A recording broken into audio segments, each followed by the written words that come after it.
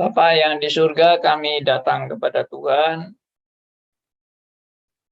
karena Engkaulah yang mencelikan mata rohani kami, Engkaulah yang memanggil kami, Engkaulah yang menyadarkan dan menghijaukan kami sehingga kami diingatkan bahwa hidup kami sangat membutuhkan Tuhan setiap saat. Tanpa topangan Tuhan kami tidak mungkin bisa beriman kepada Tuhan. Kami pasti binasa. Kami serahkan seluruh proses diskusi kami pada malam hari ini, Tuhan boleh perlengkapi kami dengan senjata rohani untuk menjalani hidup pada masa-masa sulit ini. Terima kasih anugerah Tuhan, terima kasih tuntunan dan bimbingan Tuhan. Dalam nama Tuhan kami Yesus Kristus, Tuhan dan Juru Selamat kami yang hidup, kami berdoa. Amin. Oke. Hari ini saya mau mengajak saudara diskusi tentang satu topik. Ya. Ada orang yang membuat kalimat seperti ini. Sebetulnya saya sudah pernah memaparkan soal ini, tapi ya teman-teman kan mungkin sudah ada yang lupa atau ada yang nggak ingat lagi atau ada yang baru yang nggak tahu sama sekali ya. Pertanyaannya begini. Kan yang lalu saya sudah membahas tentang Allah itu bagaimana mempunyai rencana kan? Apakah rencana Allah itu uji coba, trial and error, ya? Misalnya saya mau bikin pabrik, ya pabriknya diuji coba dulu, mesinnya jalannya bagaimana. Setelah mesinnya jalan, mengeluarkan produk bagaimana, dievaluasi produknya. Ini benar apa enggak ini? Misalnya mau bikin gelas. Ini bentuknya begini gelasnya, apa cocok? Atau kurang besar, kurang tebal, ketipisan, atau warnanya, dan sebagainya. Oh, dievaluasi semua, lalu disesuaikan lagi. Produknya itu, ya mesinnya harus disetting kembali, bentuknya nanti bagaimana, ya harus panas berapa derajat, harus ini, wah macam-macam deh. Nah itu manusia kalau bikin pabrik ya harus ada evaluasi-evaluasi dan perbaikan-perbaikan dari produk yang diuji coba itu kan. Nah, apakah Allah perlu uji coba? Nah ini sudah dijawab kan bahwa memang nggak perlu bagi Allah uji coba itu. Ya, kalau manusia perlu. Tapi kalau Allah sekali jalan, ya sudah itu yang memang sesuai dengan yang direncanakan. Allah bukan step by step, misalnya langkah pertama. Jadinya bagaimana? Oh, ternyata langkah pertama itu Adam dan Hawa nggak terlalu pinter. Sehingga dibodohi oleh iblis melalui ular. Kalah pinter kan? Mungkin Allah di surga nggak terima ya. Wah, kurang ajar. Si setan ini kok bisa mengalahkan ciptaanku ya. Wah, berarti ciptaanku ini kurang pinter ini dibandingkan sama si ular ini. Wah, oke. Kalau saya mau perbaiki dulu otaknya si Adam dan Hawa ini supaya dia jadi unggul dan hebat dan bisa menantang semua godaan iblis, misalnya. Ya, lalu Allah mengadakan perbaikan-perbaikan, revisi, ya, atau apa itu namanya itu kalau mobil dimodifikasi atau di apa renewing, ya, diperbarui, ya, produk ini ada cacatnya, perlu diproduk ulang lagi yang lebih baik tanpa cacat. Nah, itu planningnya manusia. Apakah Allah seperti itu? Sudah mencipta lalu wah kok kalah bodoh sama si ular. Wah, tunggu. Otaknya Adam dan Hawa mesti aku setting dulu supaya nanti kalau digoda lagi bisa pinter. Ternyata setelah manusia turun-temurun sampai zaman Nuh, sudah manusia itu jahat, ya. Manusia itu sudah tidak peduli dengan Allah. Sombongnya luar biasa. Ya, Allah kecewa, dimusnahkan semua manusia dengan air bah. Diharapkan Nuh dan keturunannya menjadi orang sempurna dan orang yang baik. Ternyata gagal lagi. Terus itu berlanjut, gagal lagi. Nanti Menara Babel dihukum dengan bahasa berbeda-beda, gagal lagi, jahat, manusia tetap jahat, tetap sombong. Sampai akhirnya Allah bikin perjanjian baru dengan Abraham. Ya, di perjanjian lama tentunya itu. Ya, bikin perjanjian. Dulu perjanjiannya kan Adam dan Hawa toh. Terus Adam dan Hawa sudah dikasih janji melalui keturunan perempuan ini akan meremukkan kepala si ular. Ternyata keturunan Adam dan Hawa juga bukan orang baik-baik dan mengecewakan Tuhan. Ya toh, dimusnahkan semua. Hanya Nuh saja yang diselamatkan. Nah itu bagaimana itu keturunan-keturunan yang katanya menurunkan yang baik-baik. Ya sejak keturunan Adam dan Hawa yang baik-baik sampai zaman Nuh kok hanya Nuh saja yang diselamatkan. Keturunan yang baik-baiknya itu bagaimana? Kok jahat semua juga di mata Allah. Ya kan? Kenapa hanya Nuh yang diselamatkan? Apakah memang tidak ada lagi keturunan yang baik-baik kecuali hanya Nuh? Ya, mana itu? Keturunan si katanya Kain yang jahat. Keturunan mungkin saudaranya Kain yang baik. Itu siapa menurunkan yang baik-baik? Di zamannya Nuh ya semua dimusnahkan. Akhirnya keturunan dari Nuh, Sem, Ham, Yafet. Ya kan?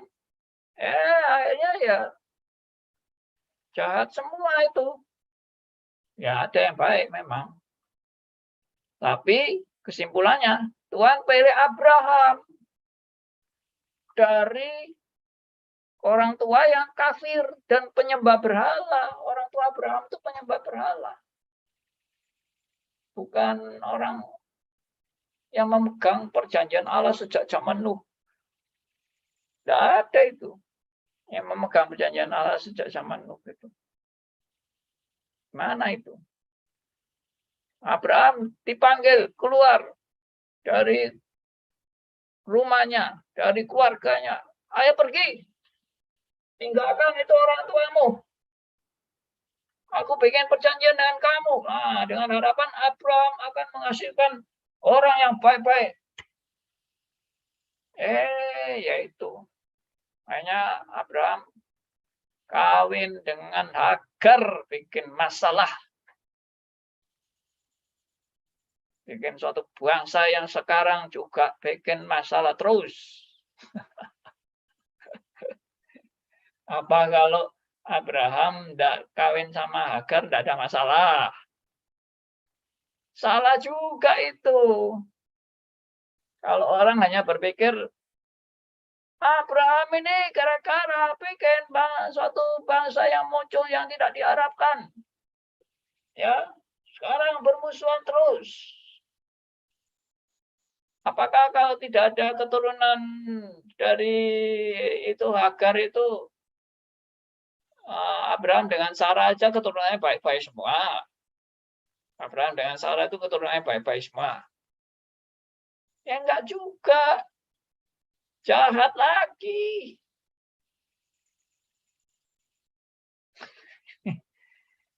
Jadi, ya inilah namanya. Kalau Tuhan itu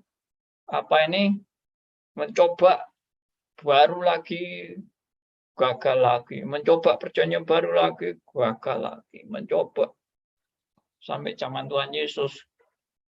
Tuhan Yesus pun sampai gagal.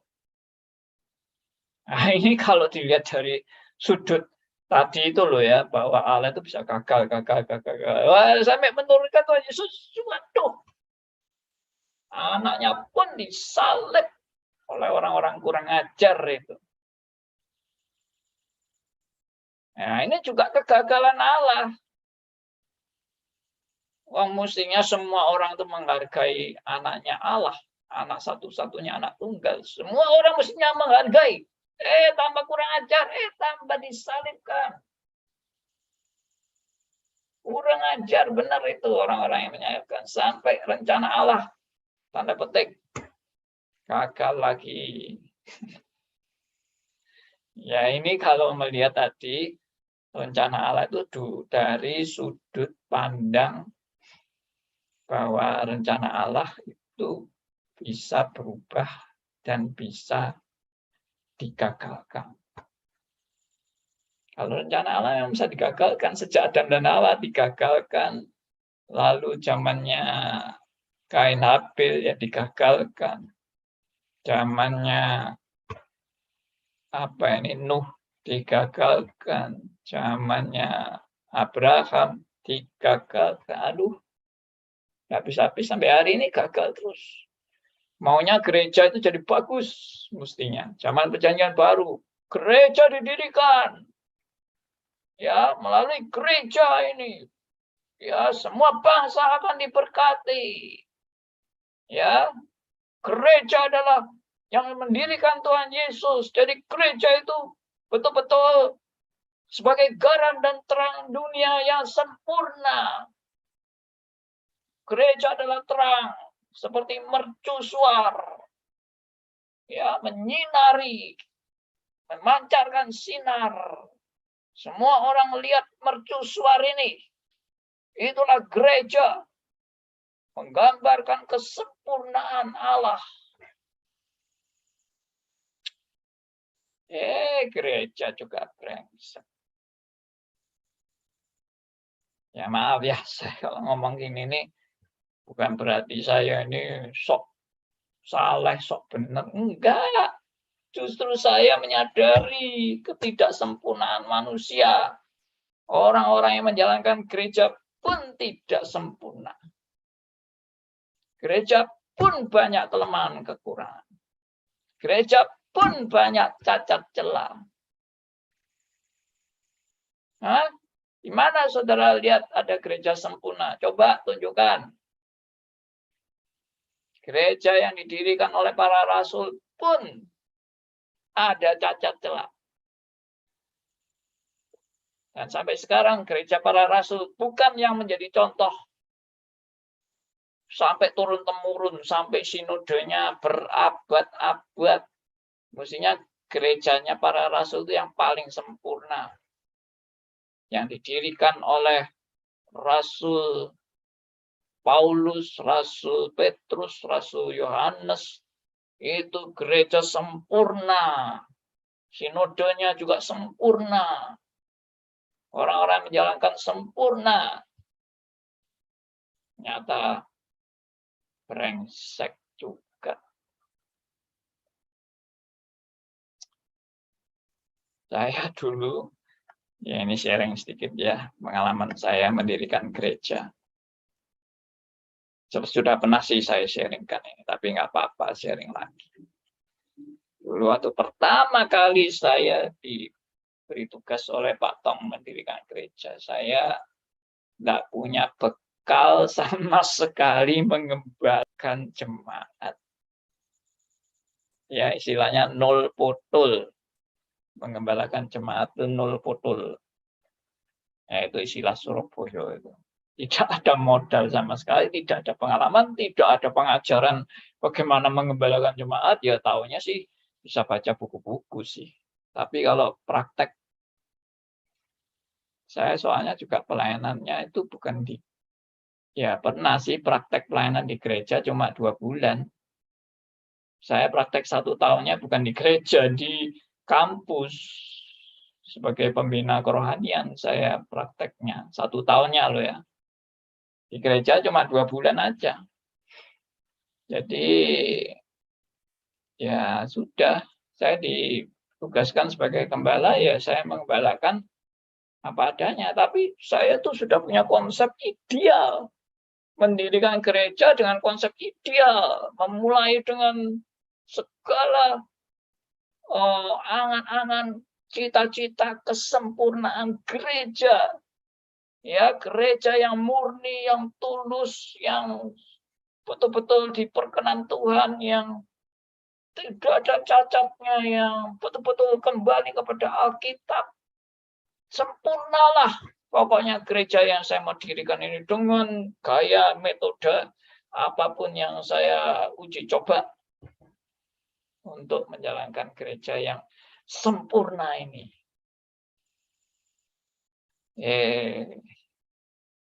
Ternyata saya baru tahu, mengalami benturan-benturan, mengalami perpecahan, mengalami salah paham, sakit hati, ya, kebencian, dendam.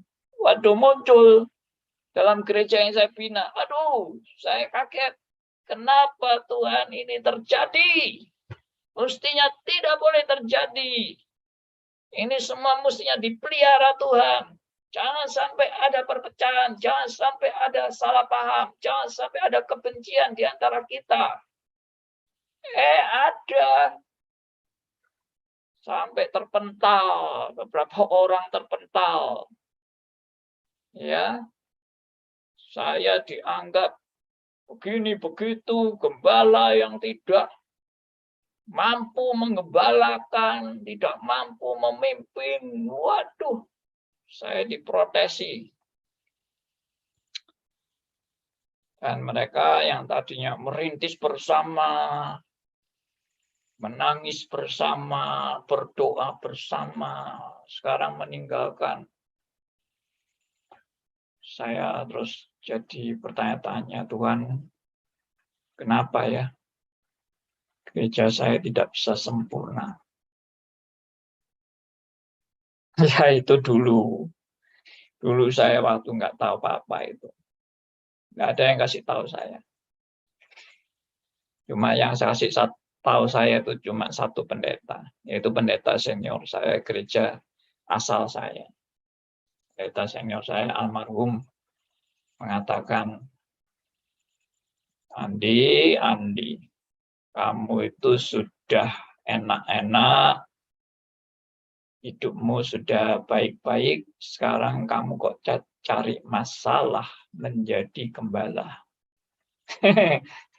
Jadi mau jadi gembala itu cari masalah itu. Pendeta saya memperingatkan saya begitu. Saya cuma ketawa-ketawa aja sama dia. Ya, mungkin kamu yang kurang mampu ya, sehingga gerejamu banyak masalah. Tapi kalau saya mendirikan gereja, pasti baik. Gitu, angan-angan saya itu. Waktu pertama kali mendirikan gereja itu. Waduh, baru ngalami benturan-benturan itu baru. Saya kaget. Kenapa ya?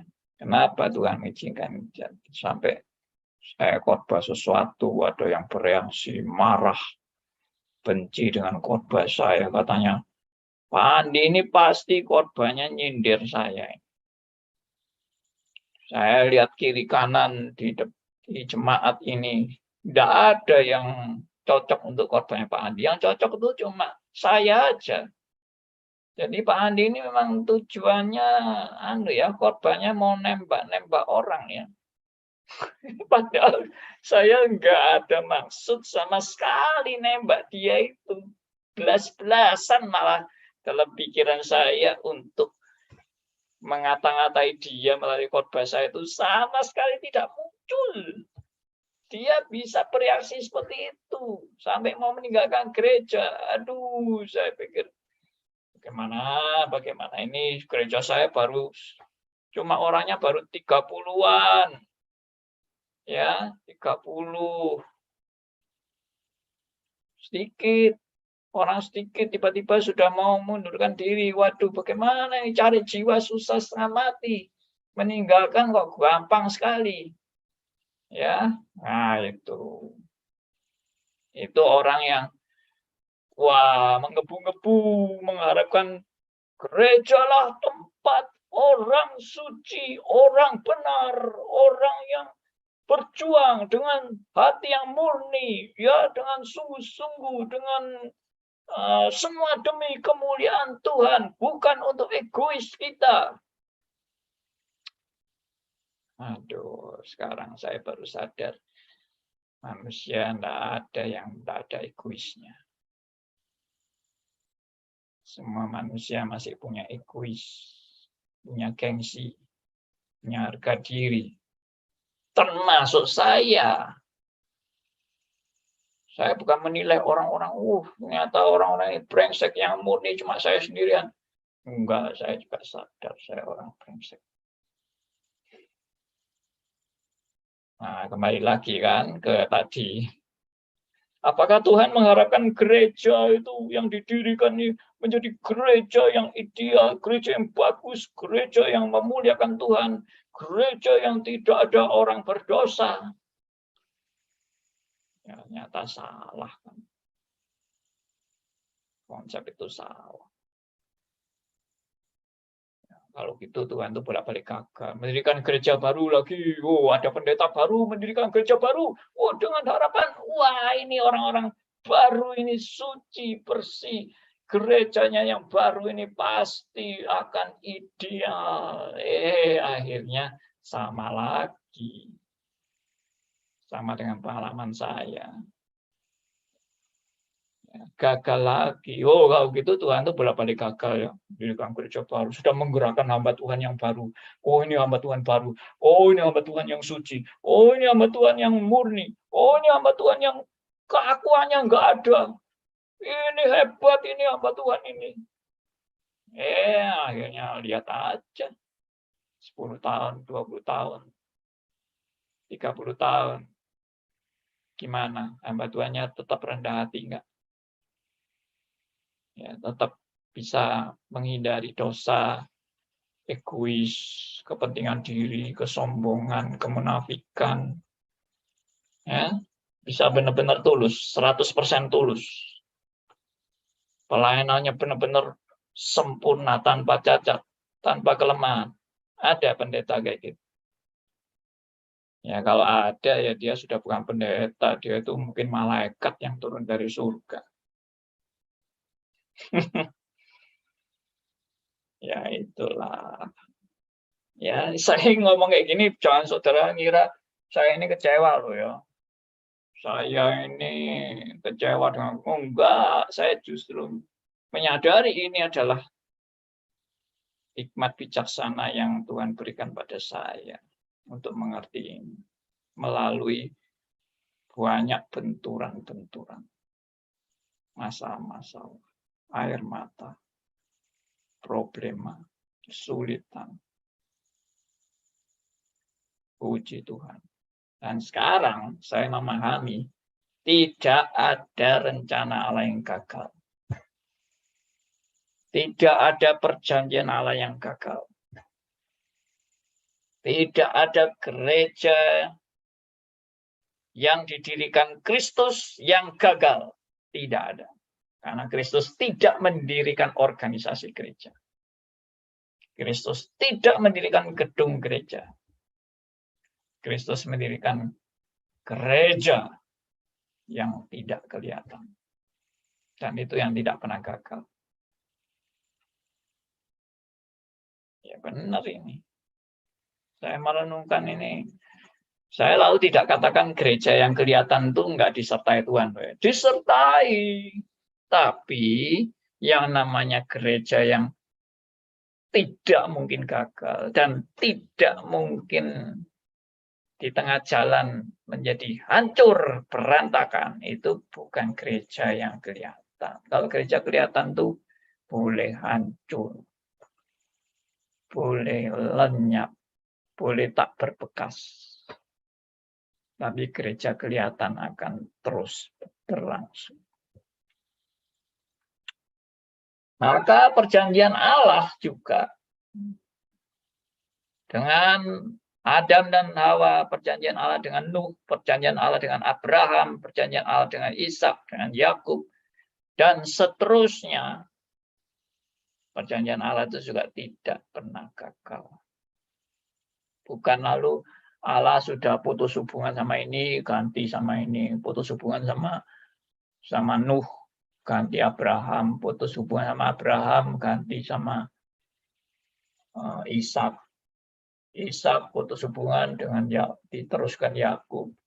Enggak lah, bukan putus hubungan. Perjanjian itu terus secara progresif dan estafet.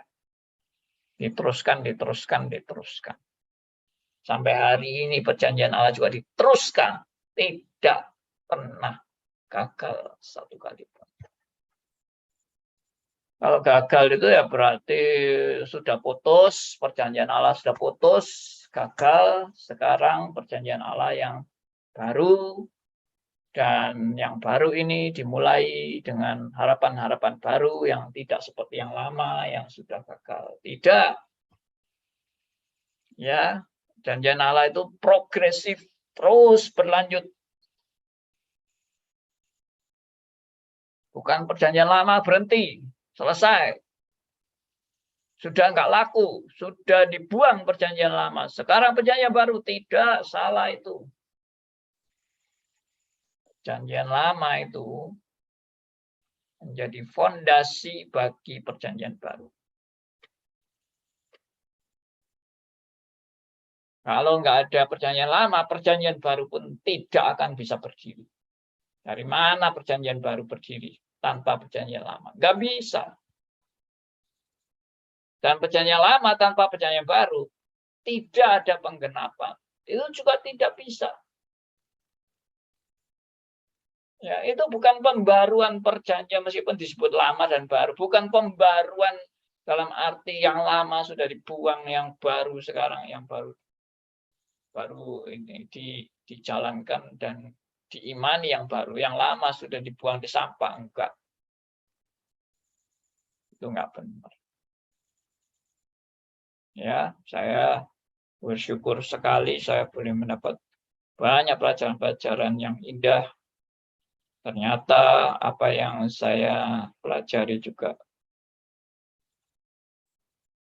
menjadi pelajaran yang diberikan juga oleh hamba-hamba Tuhan yang lain yang ya betul-betul belajar reform dengan benar ya. Sekali lagi, reform saya itu reform klasik. Saudara, kalau ada pendeta yang bilang, apa itu Andi Halim itu ngarang-ngarang reform klasik? Tidak ada. Reform ya reform. Tidak ada reform klasik. Kalau nggak reform ya bukan reform, itu aja. Reform klasik itu karangan Andi Halim, salah. Coba lihat di Google. Ya. Silakan klik reform klasik.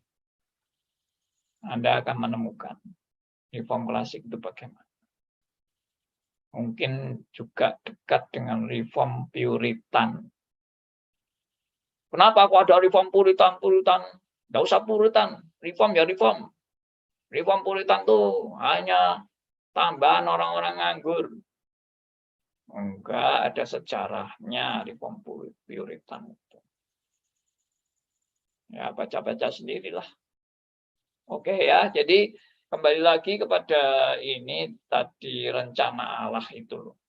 Rencana Allah itu apakah tambal sulam, trial and error, ya gagal diperbarui,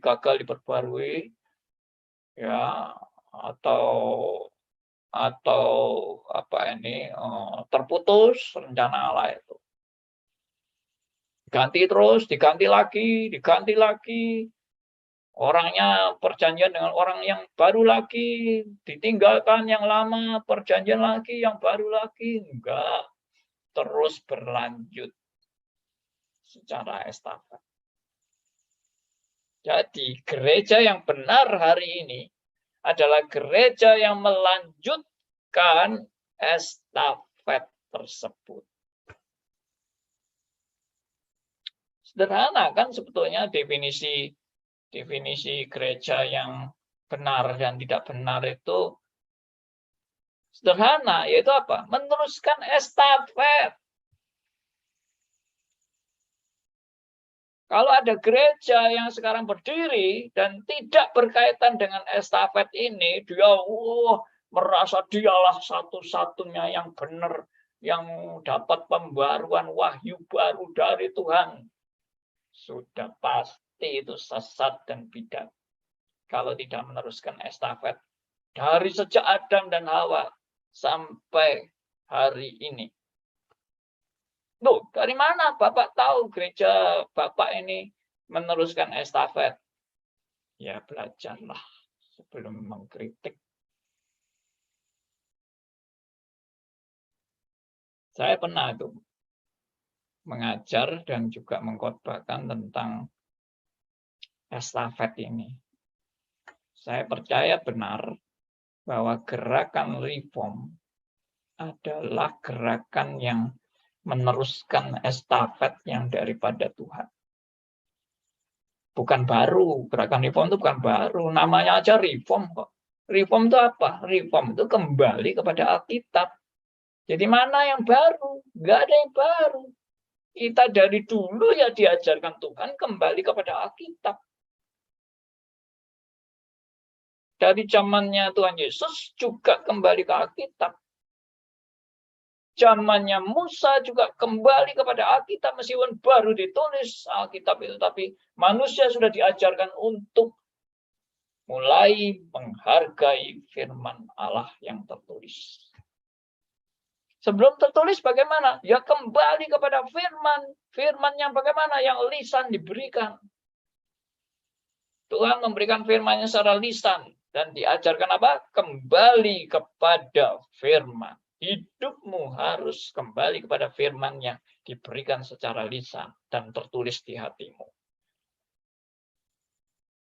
Jadi, firman terus, kembali kepada firman. Zaman Adam dan Hawa, kembali pada firman, meskipun belum jatuh dalam dosa. Tapi Tuhan juga mengajarkan Adam dan Hawa, kembali pada firman. Kamu boleh makan semua buah-buahan pada taman ini, tapi kamu tidak boleh makan buah pengetahuan yang baik dan jahat. Itu firman. Adam dan Hawa juga diajar untuk taat pada firman sejak diciptakan dan sejak belum jatuh dalam dosa. Diajar untuk taat kembali pada firman meskipun belum nyeleweng.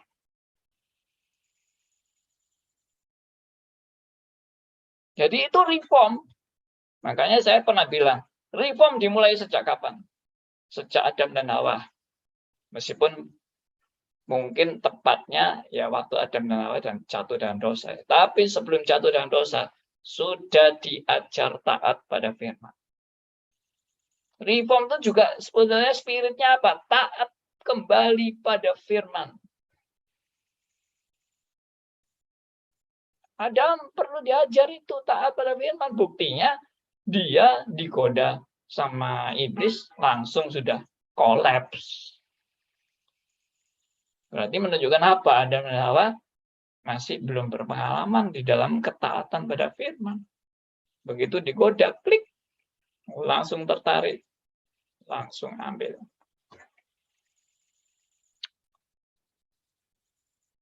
Siapa bilang Adam dan Hawa itu begitu dewasanya dan begitu sempurnanya imannya, sehingga tidak mudah digoyahkan oleh apapun. Adam dan Hawa masih perlu dilatih, diajar, digembleng untuk kembali kepada firman. Ya mungkin saudara dengar ini, mungkin saudara merasa Andi Halim ini kok aneh-aneh. Reform katanya sejak Adam dan Hawa. Saya juga pernah sharing kepada seorang hamba Tuhan tentang reform sudah mulai Adam dan Hawa. Saya diketawai sama hamba Tuhan. Aneh-aneh aja kamu ini bikin reform sejak Adam dan Hawa. Ya sudah, kamu nggak mau dengarkan saya, ya nggak apa-apa. Biasanya memang sesama hamba Tuhan itu nggak mau saling mendengarkan. Karena sudah merasa pinter semua kan. Ya enggak apa-apa. Saya dianggap paling aneh juga enggak apa-apa. Tapi saya punya alasan kok. Kenapa saya bilang Adam dan Hawa sudah diajari reform? Ada alasan. Apa arti reform?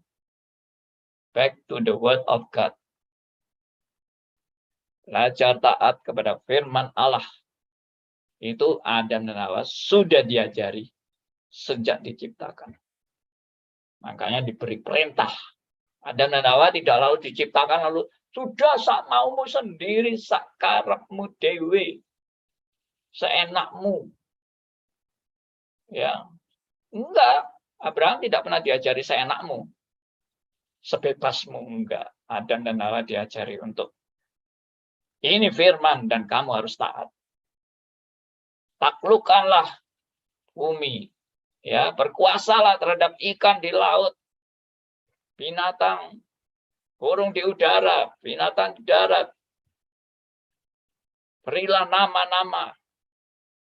Mereka diajar untuk taat pada firman. Itulah spirit reform. Taat pada firman. Ya, jadi kembali lagi ya, ini perisa posisi. Allah tidak pernah gagal. Nah, tadi kan saya bilang saya mengajak diskusi. Ya, diskusinya kelompok besar aja. Nggak usah kelompok kecil ya. Nanti silakan Anda berespon dengan diskusi ini. Cuma saya sudah pernah memaparkan ini sih. Cuma ini refreshing lagi aja. Ya, oke, gini aja. Saya kasih pertanyaan lisan aja. Jadi diskusinya ini ada pertanyaan. Bukan pertanyaan sih, pernyataan. Pernyataannya itu begini. Allah itu kan maha bisa, maha kuasa. Dia punya kemampuan. Dia maha bijaksana. Dia maha brilian. Pokoknya maha semualah Allah itu. Lalu dengan demikian Allah itu kan di dalam kemahaan, maha omniscience, omnipotence, ya, omnipresent dan semua omni yang lain. Allah itu kan bisa dan mampu aja punya rencana yang bermacam-macam untuk keselamatan bagi umat manusia. Ya, oke ya, ini pertanyaannya begitu. Allah itu kan di dalam kemahabijaksanaannya, maha sempurnanya dan maha mampu, maha kuasanya dan sebagainya. Allah itu kan bisa saja punya rencana yang beberapa rencana ya. Bisa saja Allah itu mempunyai beberapa rencana atau rencana yang lain dari rencana yang sekarang sedang dijalankan. Jadi, tapi ini kalau ngomong misalnya yang tadi ya, yang awal tadi kan saya sudah kasih contoh, rencana Allah bisa gagal diganti yang baru, gagal diganti yang baru, gagal diganti yang baru.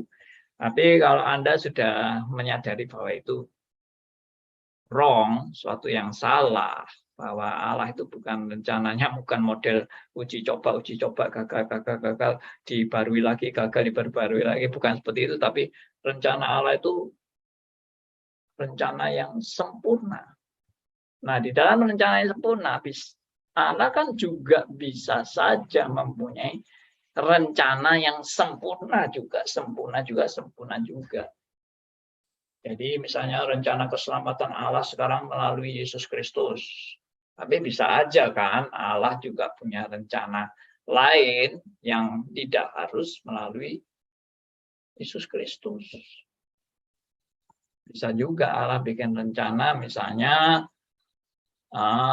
keselamatan itu ya melalui kerja keras misalnya begitu.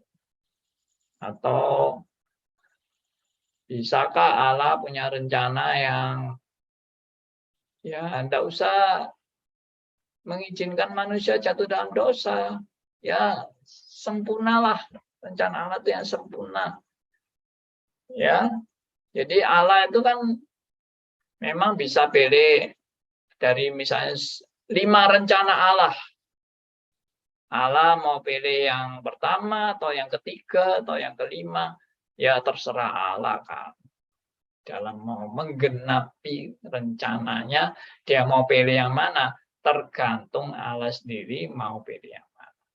Nah, bagaimana Anda menanggapi pernyataan ini bahwa Allah itu kan bisa saja punya rencana yang lain atau bisa saja dia juga merubah rencananya. Jawabannya bagaimana? Ayo, silahkan. Ya, Siapa Pak. yang mau jawab? Silakan, Pak Aryo. Rencana Allah ya yang sudah yang seperti yang sejak kekal yang dahulu dilakukan sampai sekarang yang kita lihat sampai sekarang ini jalannya berliku-liku seperti sekarang ini, itu ya sudah rencana Allah. Itu sudah tidak ada lagi ada perubahan lain. Ya, rencana Allah adalah rencana yang seperti yang sudah dibuatnya sebelum dunia dijadikan, sekali jadi sempurna. Apa artinya sempurna? Ya, yang sudah kita lihat sekarang jatuh bangun itu sempurna, ya gitu. Karena ada tujuannya. Kenapa kok harus berliku-liku panjang lebar? Jadi tidak ada rencana lain, rencana lama itu tok. Terus entek. Tidak ada rencana lain. Jadi Allah tidak punya alternatif atau cadangan rencana lain atau kemungkinan dia bisa pilih rencana yang berbeda, itu tidak ada ya menurut Pak Aryo. Hanya satu yang sudah ditentukan sejak kekal sampai sekarang ini masih berjalan dan sampai selesai rencananya. Ya sudah, ini satu-satunya ya, tidak ada yang lain. Oke, terima kasih. Silakan pendapat lain. Adakah rencana Allah yang lain yang mungkin bisa juga menjadi pilihan Allah? Ada tanggapan?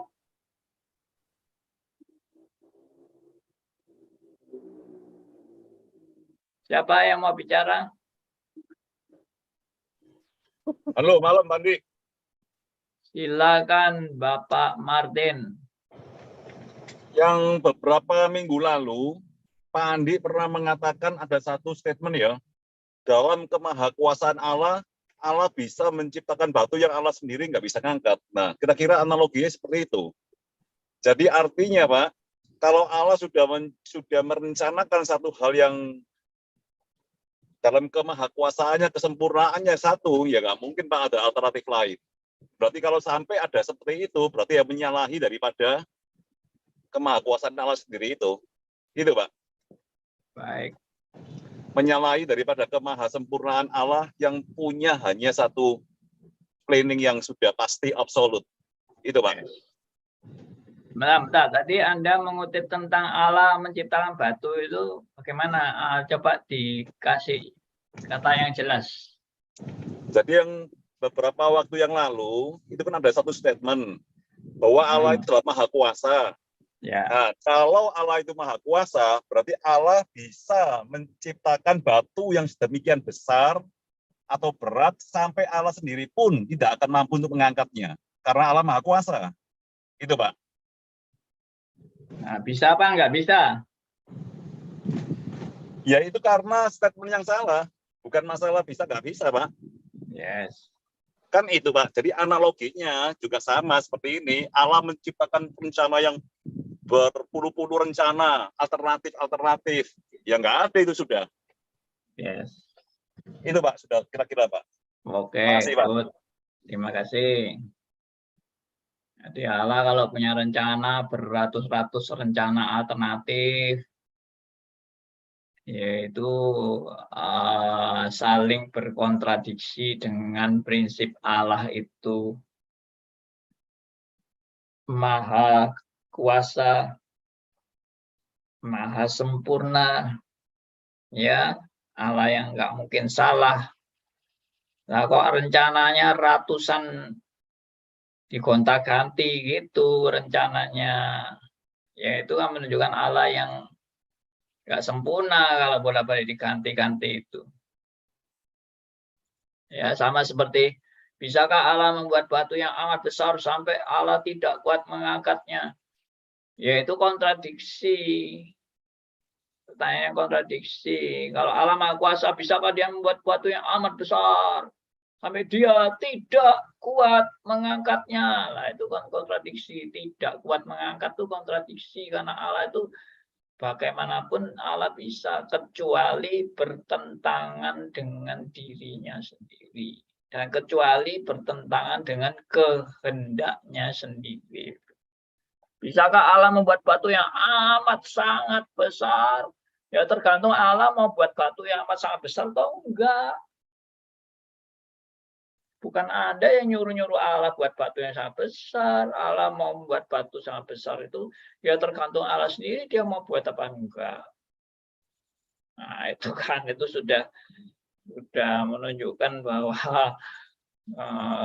kita itu sepertinya mau nyuruh-nyuruh Allah itu membuat batu yang besar. Siapa kamu mau nyuruh-nyuruh Allah? Ya, sama seperti itu waktu Kristus dicobai iblis, ya toh. Jadikanlah batu ini jadi roti. Kalau kamu memang anak Allah, jadikan batu ini jadi roti. Nah, pertanyaannya kan, Yesus bisa nggak membuat batu jadi roti? Ya bisa aja itu. Wah, gitu aja kok udah bisa menciptakan langit dan bumi aja hanya dengan berkata-kata kok membuat batu jadi roti jadi sulit. Tapi masalahnya Allah mau nggak membuat batu jadi roti?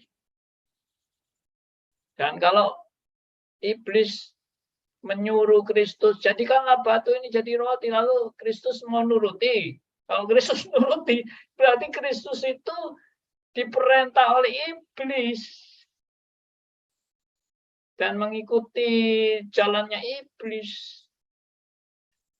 Lah itu Pak, ada babi itu, waktu ada orang kerasukan, setannya minta masuk babi, kok Tuhan Yesus nuruti? Ya itu bukan Tuhan Yesus nuruti. Itu Tuhan Yesus memberikan suatu tanda petik.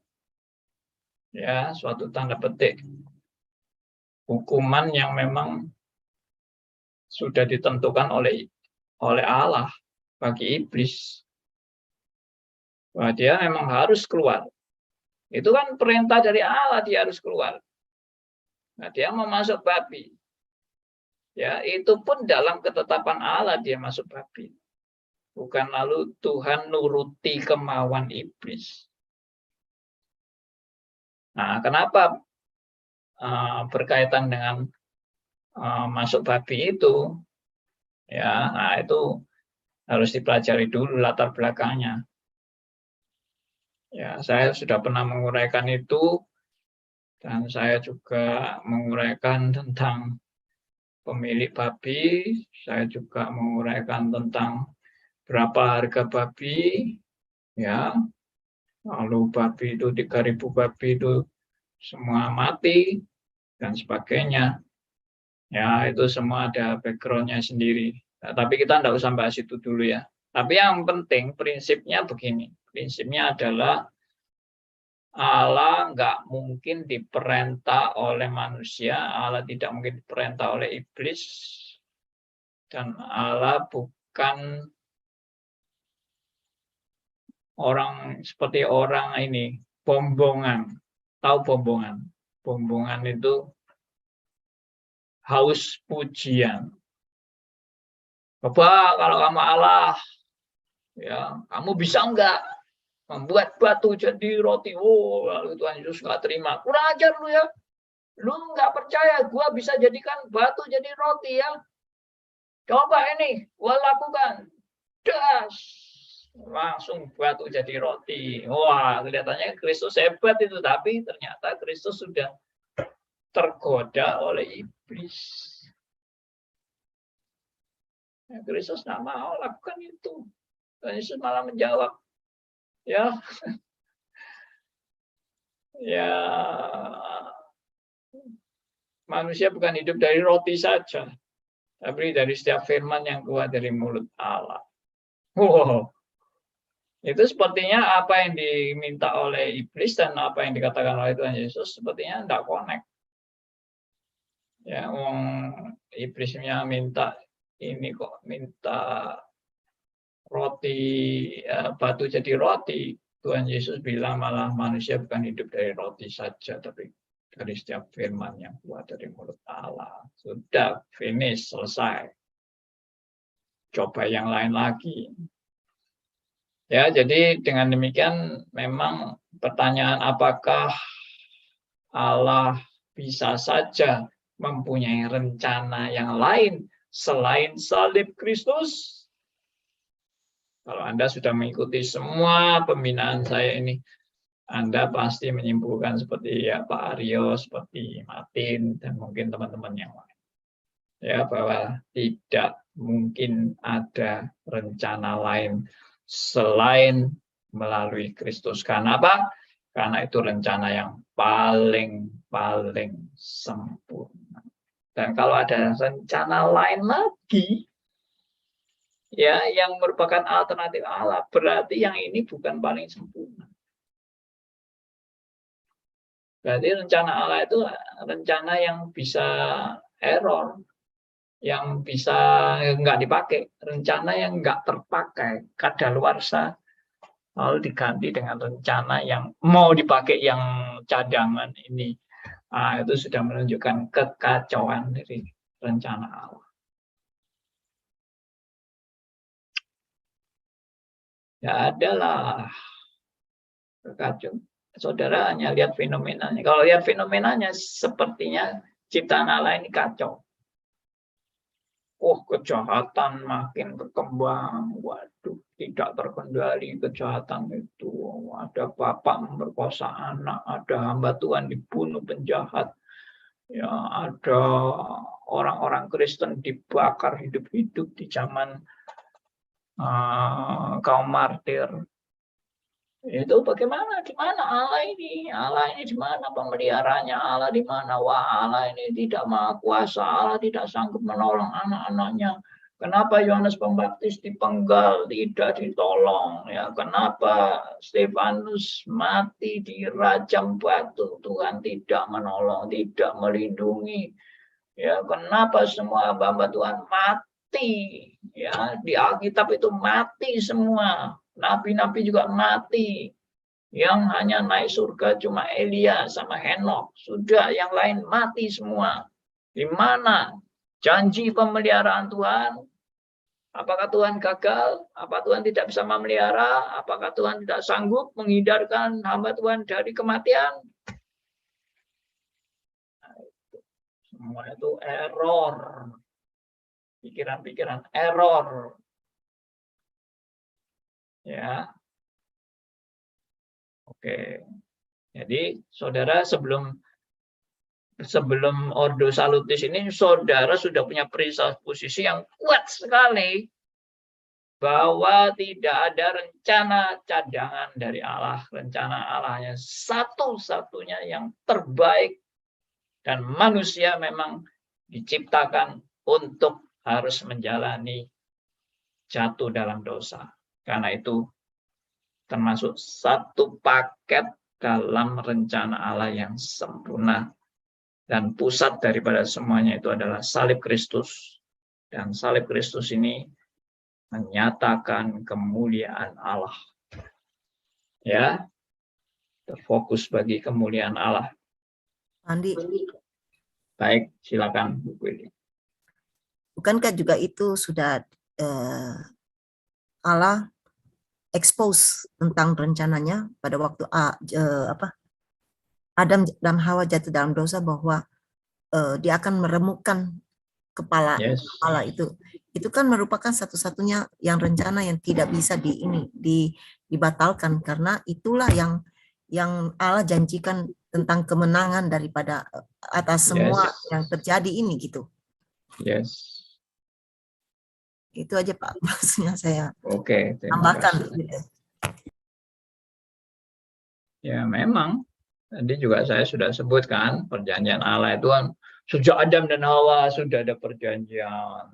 Tapi kalau konsepnya tadi rencana Allah bisa gagal, diperbarui lagi rencananya di zaman Nuh. Nanti zaman Nuh gagal lagi, diperbarui lagi zaman Abraham. Tapi enggak kan? Tadi saya sudah bilang rencana Allah itu bukan dijanjikan, gagal, janjikan, gagal, janjikan, tidak.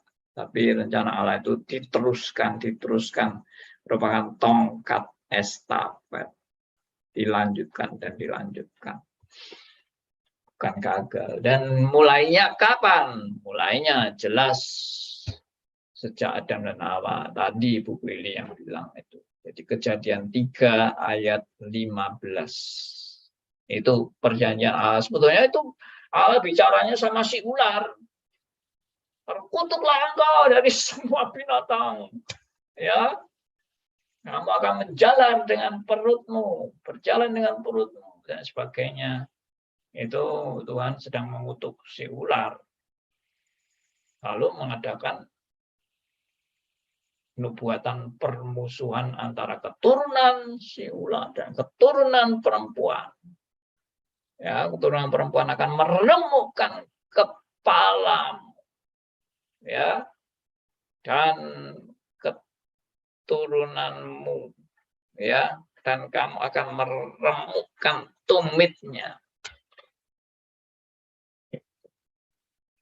Keturunan perempuan itu ternyata single, satu orang yang akan meremukkan kepala si ular, yaitu Kristus. Sudah nggak ada yang lain.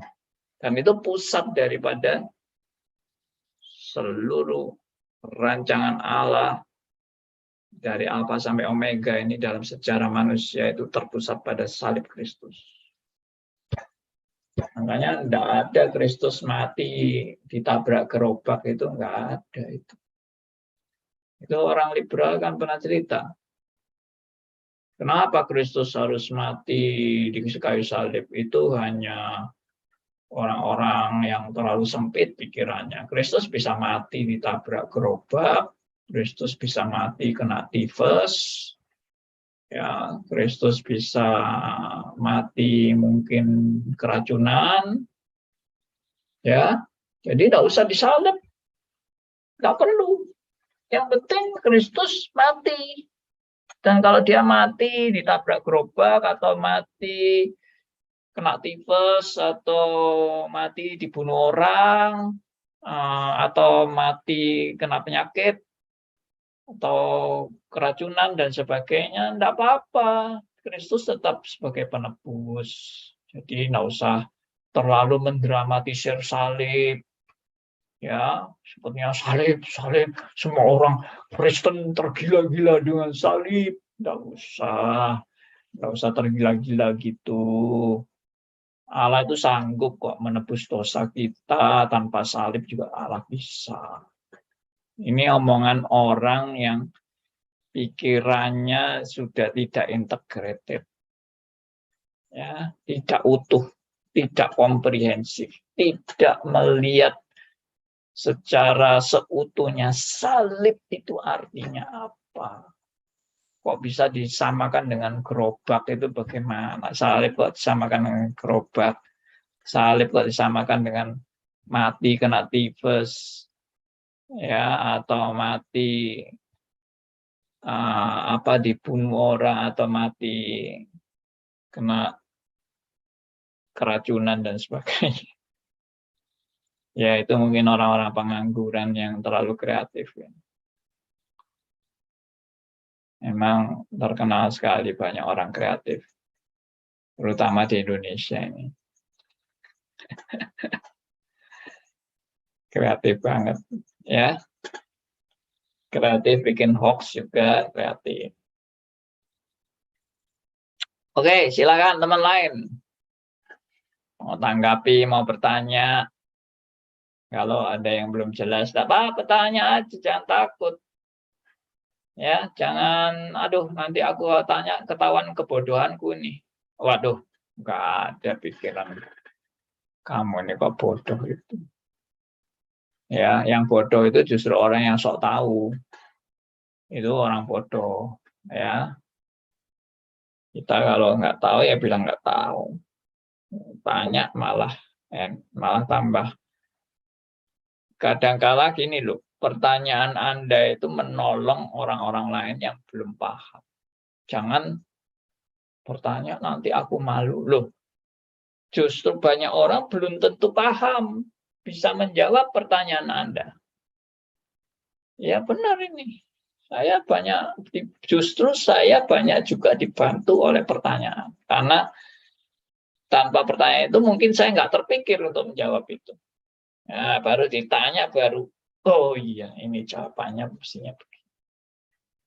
Jadi pertanyaan Anda malah membantu saya untuk saya bisa menjelaskan dengan lebih baik. Gitu loh. Ya, jadi jangan, kalau aku sudah mengerti, aku tidak perlu bertanya. Loh, Anda bertanya itu bukan karena Anda mengerti atau tidak mengerti. Juga bisa Anda bertanya itu untuk memberikan sumbangsi ya pemikiran-pemikiran yang justru perlu digali lagi atau diekspos lagi pemikiran-pemikirannya. Itu loh. Ya. Jadi tidak usah sungkan bertanya. Tanya itu tujuannya untuk jadi berkat bagi orang lain. Bukan tanya itu menunjukkan Anda kok orang bodoh gini aja nggak ngerti. Bukan gitu. Oke ya. Oke, Pak Roni silakan. Iya, ini mungkin kita sudah sepakat tentang presa posisi ini dan memang ini udah pakem lah, ya artinya sudah Iya, mantap. Tapi mungkin kalau dilihat ini supaya lebih jelas lagi dan supaya lebih mantap lagi pemahamannya bahwa ada kasus-kasus yang seperti saya katakan tanda petik itu bahkan doa atau rancangan Allah itu sepertinya itu bisa berubah. Contoh tentang kasus 1 Samuel itu Hana, Allah sudah menutup kandungan dan Allah kemudian membuka kembali ketika Samuel lagi lahir. Nah, ini sepertinya kan kontradiksi atau paradoks. Nah, ini saya sudah paham yang Pak Andi bahwa itu ketetapan dalam rancangan Allah yang sempurna juga.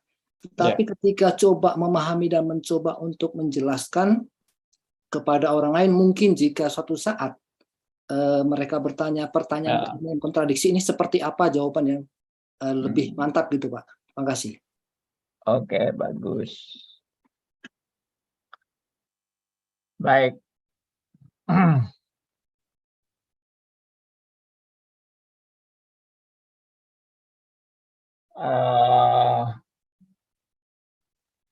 Bagaimana dengan kasus-kasus di Alkitab yang kelihatannya Allah kok berubah dari tidak memberi anak, menutup kandungan, terus akhirnya kandungannya dibuka.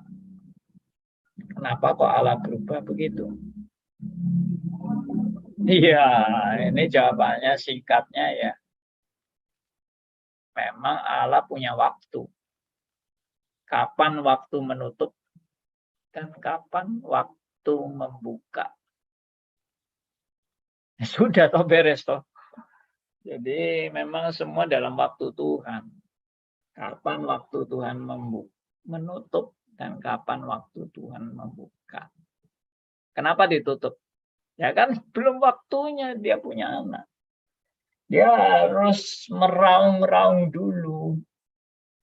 Ya, istilahnya dengan meraung-raung itu nangis, mohon sama Tuhan, dia merasa dipermalukan, dia merasa tidak diberkati Tuhan, ya, sampai hancur dia, sampai hancur hatinya, ya memohon sampai hancur. Akhirnya setelah melalui masa itu, masa penghancuran itu, ya Tuhan berikan anugerah anak itu supaya ya anak lebih siap. Meskipun tetap manusia yang lemah, bukan berarti anak lalu jadi orang sempurna, tetap. Tapi perlu didikan seperti itu. Ya, yang lebih berat lagi itu begini, yang lebih berat lagi itu kalau orang cerai. Ya. Ada yang tanya itu sama saya, Pak, berarti kalau saya cerai ini kan saya juga dalam rencana Tuhan. Iya, betul. Cerainya kamu dalam rencana Tuhan. Nah, kenapa kok Tuhan itu sudah mempersatukan saya, kok sekarang saya diceraikan? Ini yang jawabannya nggak gampang ini. Nanti kalau kita bilang, oh iya itu sudah, kamu sudah direncanakan untuk cerai. Ya.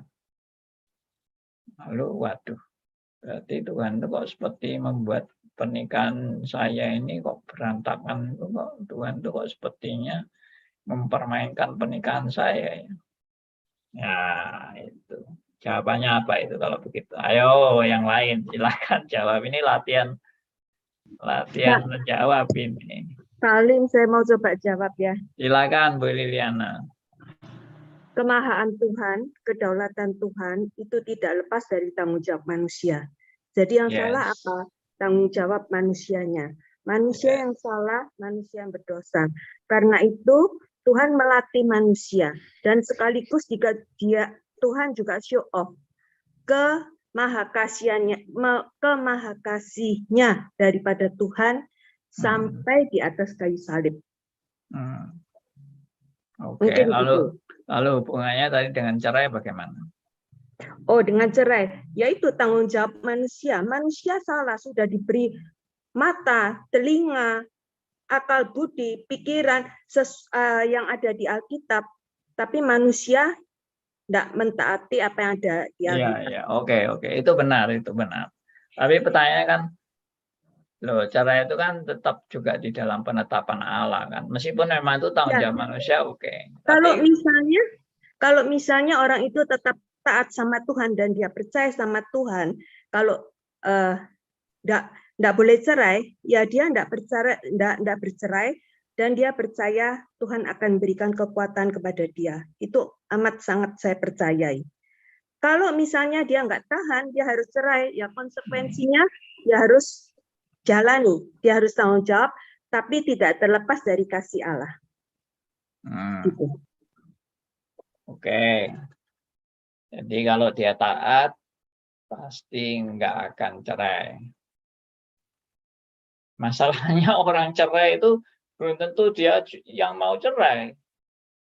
Tapi karena keadaan yang waduh, sudah mencekam, sudah pokoknya sampai nggak tahan, ya, sampai benar-benar sudah sampai pada puncaknya. Ini justru, aduh, aku sudah tidak bisa lagi mempertahankan keluarga ini. Ya, akhirnya bercerai dengan rasa berat hati. Ya, dan manusia yang memang penuh dengan kelemahan dan kekurangan dan ketidakmampuan. Ya, mengalami hal seperti ini. Ya, pertanyaannya kan secara global itu oke, tadi berarti pelajaran yang diambil dari yang Bu Liliana bilang itu, pelajaran yang diambil itu adalah manusia belajar ya dari kesalahan-kesalahan yang dia pernah lakukan, dia belajar.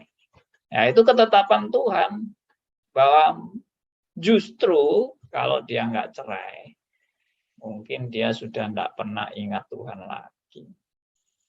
Mungkin. Ya, saya pernah ditanya ini ya sama seorang jemaat ya. Dia cerai. Waktu saya sudah menjelaskan kedaulatan Allah, ketetapan Allah yang sempurna dalam hidup kita, yaitu dia terus tahu-tahu tanya melalui japri kepada saya, Pak, saya ini ditetapkan Tuhan cerai itu apa gunanya bagi saya? Karena katanya kan segala sesuatu terjadi untuk kebaikan. Segala sesuatu terjadi untuk kebaikan. Berarti perceraian ini juga untuk kebaikan. Saya bilang iya, kebaikan. Nah, lalu kebaikannya apa Pak buat saya? Nah, terus saya bilang sama dia, dulu waktu kamu belum cerai, kamu ingat Tuhan nggak? Enggak ingat Tuhan. Nah, itu salah satu kebaikan yang Tuhan mau. Melalui perceraian ini kamu baru ingat Tuhan. Waduh, ya tapi kenapa harus pakai perceraian? Ya memang itu sudah rencana Tuhan yang tidak bisa ada alternatif lain. Sudah, itu sudah yang paling sempurna. Kalau kamu tidak pernah cerai, mungkin justru kamu tidak pernah kenal Tuhan. Ya memang nggak enak jalannya. Tapi yang kedua mungkin kamu juga melalui perceraian ini kamu sadar pasti kamu ada andil kesalahan kalau sampai cerai. Mungkin loh ya kamu sama suamimu nggak bisa melayani dengan baik atau kamu nentang suamimu mungkin ya toh buantai terus atau bagaimana sehingga ada namanya will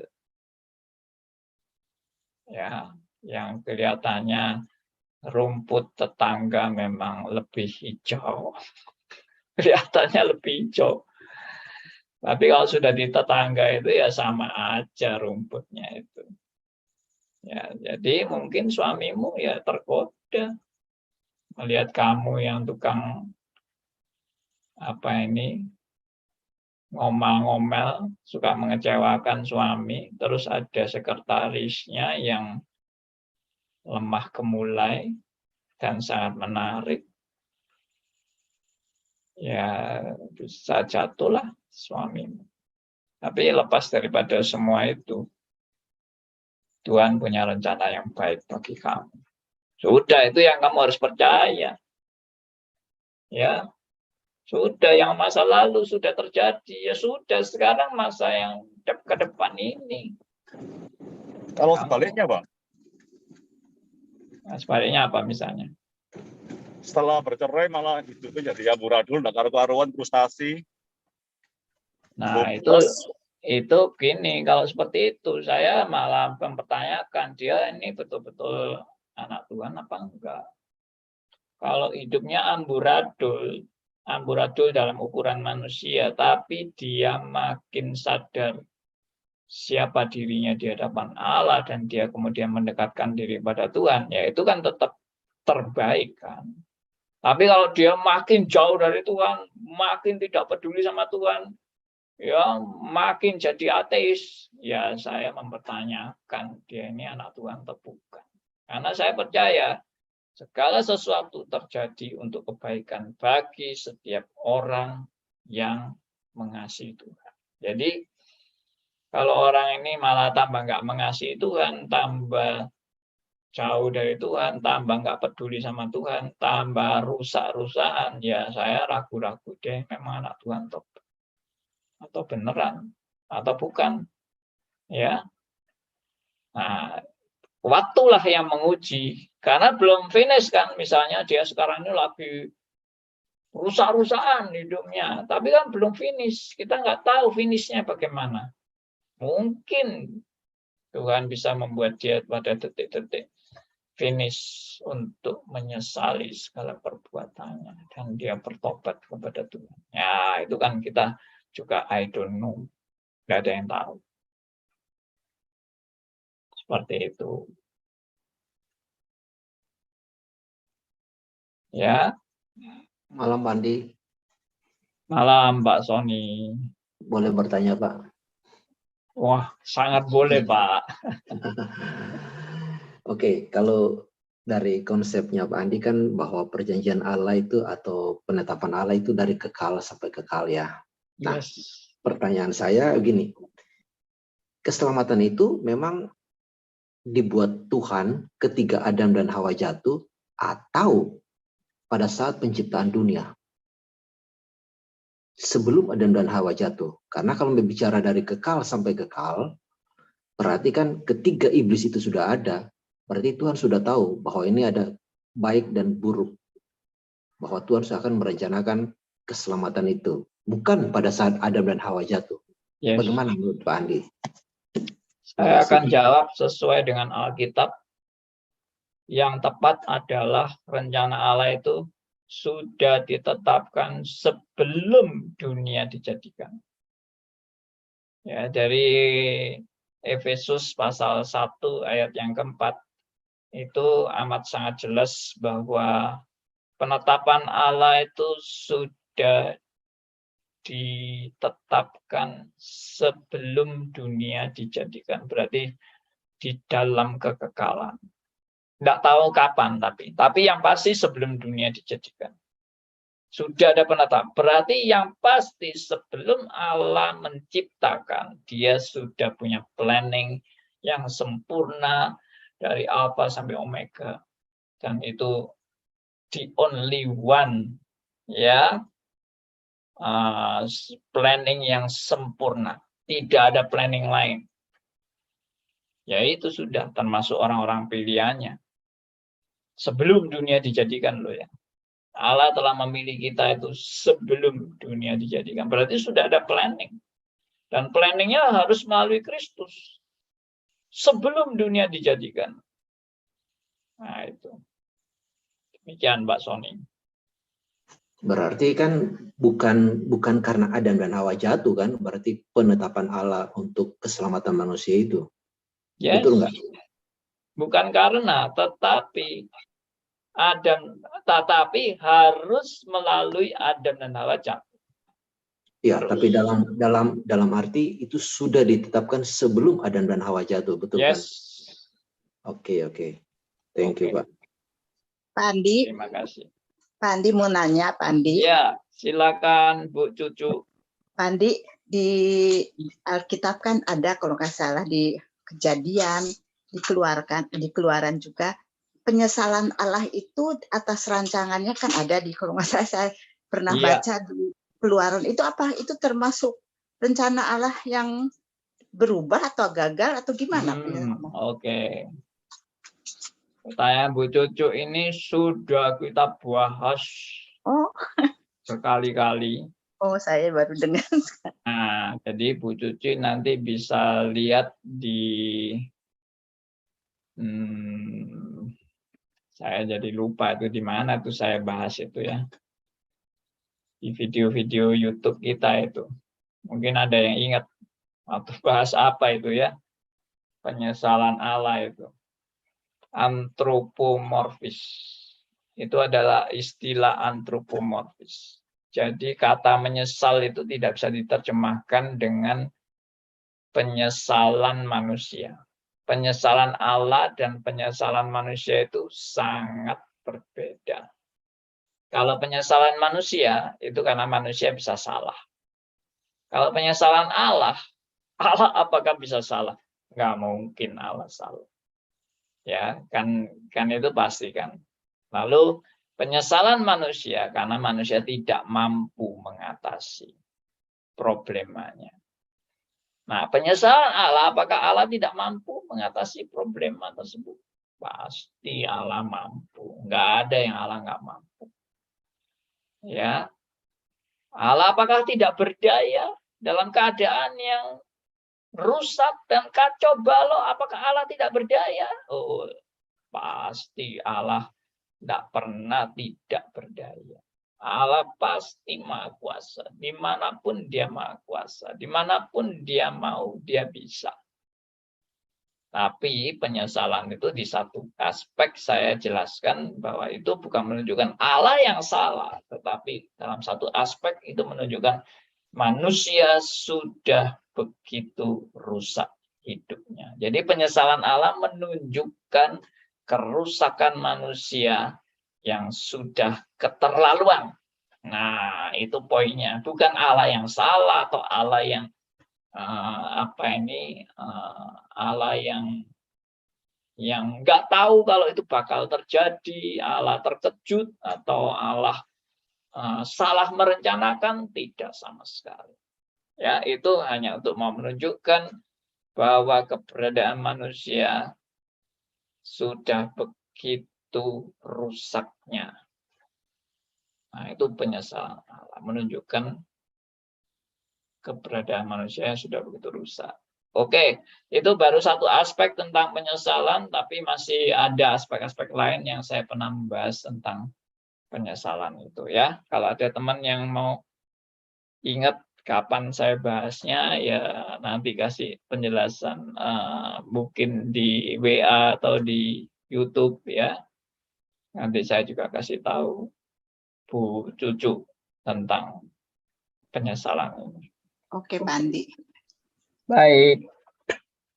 Sudah jam 9 lebih 6 menit. Ya, Pak Aryo, silakan. Mike. Enggak, saya cuma nunjuk jam saya saja juga. Jam saya ada di depan saya, Pak. Bapak bilang 6, ya ini 6. Soalnya saya sudah tahu semua cerita ini, Pak. Ya, oke. Terima kasih. Memang kita harus sabar ya. Ada teman-teman kita yang baru masuk, belum mengikuti diskusi. Saya boleh tanya satu lagi, Pak? Ya, silakan. Boleh. Mother Teresa, dia melakukan segala kebaikan, menolong orang yang bukan ada hubungan darah dengan dia, membalut lukanya dan macam-macam. Tapi pada saat dia meninggal, diketemukan sebuah surat kepada sahabatnya bahwa Mother Teresa itu nggak percaya sama Tuhan Yesus. Terus ada yang bilang, yaitu hamba Tuhan, bahwa Mother Teresa itu nggak diselamatkan. Terus pertanyaan saya, dengan kasih siapa Mother Teresa melakukan pekerjaannya yang begitu luar biasa? Oke. Baik, saya jawab singkat karena waktu. Jadi begini prinsipnya. Kita tidak bisa menghakimi seseorang. Kita nggak tahu. Madam Teresa itu masuk surga, masuk neraka, I don't know. Itu yang pertama. Yang kedua, apakah yang dia lakukan itu kasih dari mana? Saya bisa jawab, kalau dia itu bukan anak Tuhan, dia tetap bisa menunjukkan kasih, dan itu namanya kasih secara anugerah umum. Allah juga bisa memberikan anugerahnya, kasih secara anugerah umum kepada siapa saja. Orang baik kepada orang percaya atau tidak percaya, Allah bisa menunjukkan kasih-Nya. Ya, kalau kita lihat video-video lucu dari binatang-binatang itu, ternyata ada anjing atau kucing yang mengasihi tikus. Mestinya tikus itu dimakan, tapi kucing itu bisa bermain-main dengan tikus. Ya, loh kok bisa mengasihinya seperti itu? Yaitu Tom and Jerry itu, Pak. Nah, ini saya cuma mau menunjukkan bahwa ada kasih-kasih yang mengherankan, ya, kasih yang mengherankan, yang tidak bisa dilakukan oleh manusia pada umumnya, tapi itu juga anugerah Tuhan. Lalu dengan dasar apa semua itu dilakukan? Dengan dasar humanisme juga bisa. Jadi kita jangan pikir ya orang ateis itu orang yang tidak mengasihi sesama manusia. Ternyata ada orang ateis yang sangat-sangat mengasihi sesama manusia. Nah, itu kasih dari mana orang ateis kayak gitu? Saya percaya itu juga kasih yang diberikan Allah secara anugerah umum, tapi tidak berkaitan dengan keselamatan. Kalau seandainya dia betul-betul ateis atau bukan Kristen. Tapi mengenai dia benar-benar Kristen atau bukan Kristen, kita tidak berhak menghakimi. Ya, kalau tentang surat itu bahwa dia bukan orang yang percaya kepada Kristus, ya saya juga tidak tahu surat itu sejujur mana, seakurat bagaimana, kita juga tidak tahu. Dan sebetulnya itu bukan urusan kita, ya kan? Bukan urusan kita. Jadi ya udah, kita boleh mengagumi kasih yang ditunjukkan oleh Madam Teresa dan pengorbanannya dia yang luar biasa itu, kita boleh mengagumi. Tapi yang harus kita kagumi itu bukan Madam Teresanya, yang harus kita kagumi itu adalah Allah yang memberikan anugerah kepada dia untuk bisa menyatakan kasih yang luar biasa itu. Kalau itu secara anugerah umum. Tapi bisa juga itu humanisme. Juga bisa, maaf ini bukan untuk Madam Teresa saja, tapi secara umum. Juga bisa itu pekerjaan iblis. Maksud saya adalah banyak orang tidak mau percaya kepada Kristus karena dia mampu mengasihi sesama lebih dari orang Kristen. Saya bisa mengasihi sesama saya lebih baik dari orang Kristen mengasihi sesamanya. Nah, kebanggaan dirinya tentang kasih yang dia mampu membuat dia tidak memerlukan Kristus. Nah, itu bagi saya itu kasih yang merupakan jebakan setan. Ya. Kasih yang malah membuat orang menolak Kristus. Karena dia sanggup, dia merasa sanggup, dia mengasihi. Dan dia tidak memerlukan Kristus. Nah, itu bisa menjadi segala kemungkinan itu bisa. Tapi kita tidak untuk menghakimi orang ya. Cuma kita pikir kemungkinan itu bisa. Ya, oke, terima kasih sama-sama. Baik teman, kita tutup dalam doa ya. Kita sudah selesai. Saya mohon yang bisa memimpin adalah Pak Sony ya. Boleh pimpin buat kita semua. Pimpin doa. Baik Pak, mari kita satu dalam doa. Ya.